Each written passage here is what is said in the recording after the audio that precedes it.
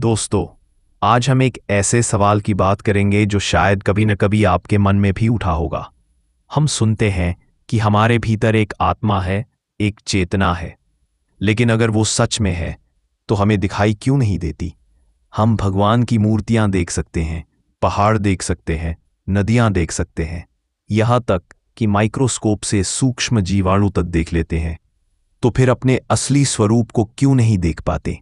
क्या आत्मा बहुत छोटी है, बहुत दूर है, या इसके पीछे कोई गहरा रहस्य छिपा है? आज हम उसी रहस्य का द्वार खोलने जा रहे हैं और हमारा मार्गदर्शक होगा एक अनमोल ग्रंथ अष्टावक्र गीता।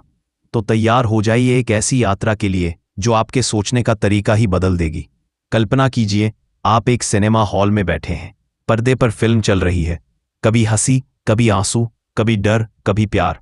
आप इतने खो गए हैं कि आपको लगता है यह कहानी ही मेरी जिंदगी है। लेकिन तभी लाइट्स ऑन होती हैं और अचानक याद आता है, अरे मैं तो सिर्फ दर्शक हूं, यह सब तो बस एक फिल्म थी।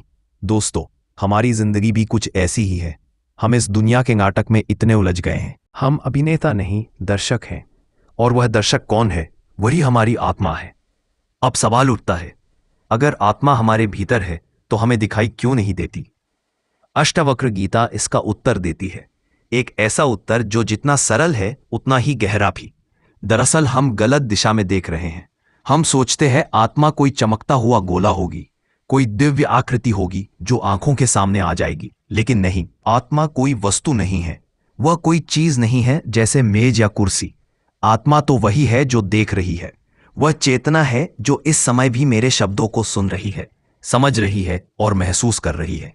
सोचिए, क्या आपने कभी अपनी आंखों को देखा है? नहीं ना। आप उनसे सब कुछ देख सकते हैं लेकिन उन्हें स्वयं नहीं देख सकते। ठीक वैसे ही आत्मा वही दृष्टा है, वह साक्षी है जो सब कुछ देखती है पर स्वयं को नहीं दिखाती। उसे देखा नहीं जा सकता, उसे केवल अनुभव किया जा सकता है। जैसे सूरज की रोशनी को आप नहीं देखते बल्कि उसकी रोशनी से पूरी दुनिया देखते हैं, वैसे ही आत्मा वह प्रकाश है जिससे यह संपूर्ण अनुभव जगत दिखाई देता है।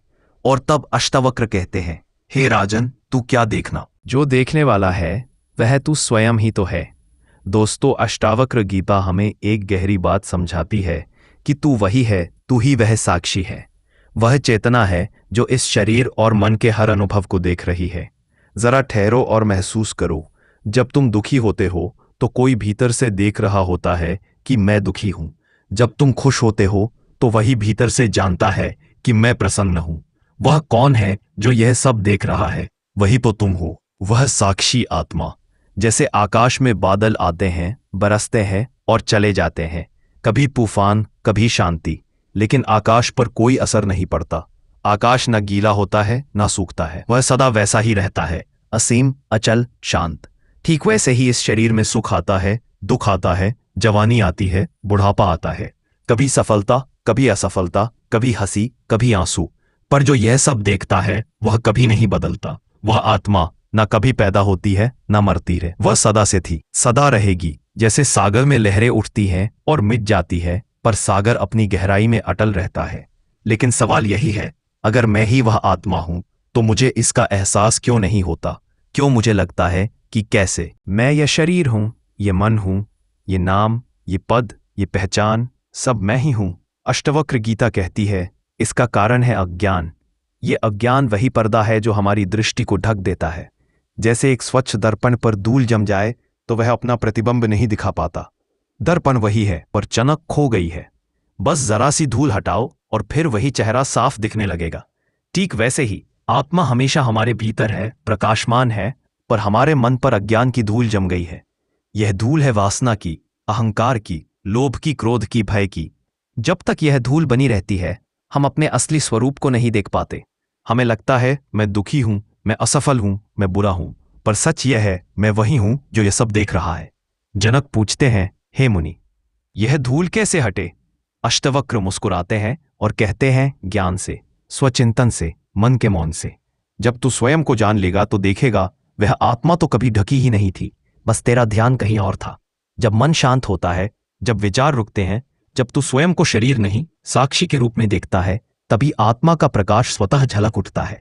जैसे सूरज को कोई जला नहीं सकता, वह सदा प्रकाशमान है, वैसे ही आत्मा सदा उज्जवल है। हमें उसे बनाना नहीं है, सिर्फ पहचानना है। दोस्तों, जैसे आकाश को बादल कभी छू नहीं सकते, बस उसके सामने आकर उसे ढक लेते हैं, वैसे ही हमारी इच्छाएं, डर, अहंकार और लालच हमारी चेतना के प्रकाश को ढक देते हैं। हम इतने बाहर की दुनिया में खो गए हैं कि भीतर की यात्रा करना ही भूल गए हैं। हमारी आंखें हमेशा बाहर देखती हैं, कान बाहर की आवाजें सुनते हैं, और हमारी सारी इंद्रियां बस बाहरी जगत में उलझी रहती हैं। हमें लगता है जो दिखता है वही सच है, जो सुनाई देता है वही हकीकत है। लेकिन अष्टावक्र कहते हैं, नहीं, यह सब तो एक सपना है, एक सिनेमा का पर्दा है।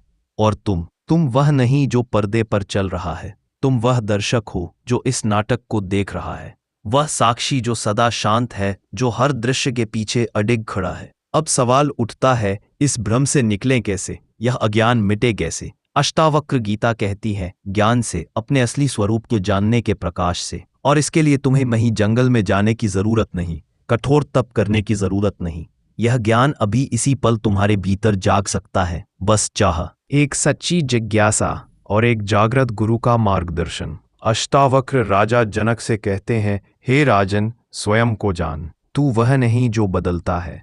यह शरीर बदलता है, यह मन बदलता है, यह विचार बदलते हैं, पर तू वह है जो कभी नहीं बदलता। तू वह साक्षी है जो सब कुछ देख रहा है। अब एक छोटा सा अभ्यास करें। थोड़ी देर के लिए आंखें बंद करें, गहरी सांस लें और मन ही मन पूछें, मैं कौन हूं? क्या मैं यह नाम हूं? नहीं, नाम तो बस एक लेबल है। क्या मैं यह शरीर हूं? नहीं, क्योंकि शरीर तो बचपन से अब तक बदलता रहा है। क्या मैं ये विचार हूं? नहीं, क्योंकि विचार आते जाते रहते हैं। तो फिर मैं कौन हूं? वही जो यह सब देख रहा है, वही चेतना, वही साक्षी।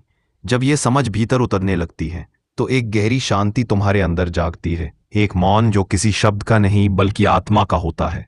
तब तुम जान लेते हो, मैं वही हूं जो हमेशा से था, है और रहेगा। यही आत्मज्ञान है, यही जागृति का क्षण है। और जब यह ज्ञान जागता है तो दुख किसे होगा, कष्ट किसे होगा? जैसे सपने में शेर तुम्हें दौड़ाता है, लेकिन नींद खुलते ही पता चलता है शेर था ही नहीं। वैसे ही जब तुम अपने साक्षी स्वरूप को जान लेते हो तो दुख, डर और चिंताएं एक झटके में मिट जाती है। क्योंकि दुख शरीर को होता है, मन को होता है, तुम तो वह साक्षी हो जो इन सब से अछूता है, अविचल है। इसलिए दोस्तों, आत्मा इसलिए नहीं दिखती क्योंकि वह देखने वाली है। वह चेतना है जो इस पूरे संसार को अनुभव कर रही है।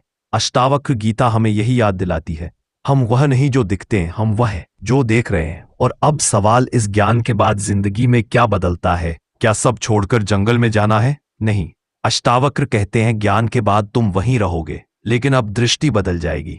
अब तुम जीवन के इस नाटक में अभिनेता नहीं रहोगे, दर्शक बन जाओगे। और यही है असली मुक्ति। तो मेरे प्यारे दोस्तों, अगर ये बात आपके दिल को छू गई हो तो नीचे कमेंट में बताइए, आपके लिए आत्मा का क्या अर्थ है? क्या आपने कभी इस साक्षी भाव को महसूस किया है? और हाँ, अगर आपको ये वीडियो पसंद आया हो तो लाइक करें, अपने दोस्तों के साथ शेयर करें और चैनल को सब्सक्राइब करना ना भूलें। राधे राधे।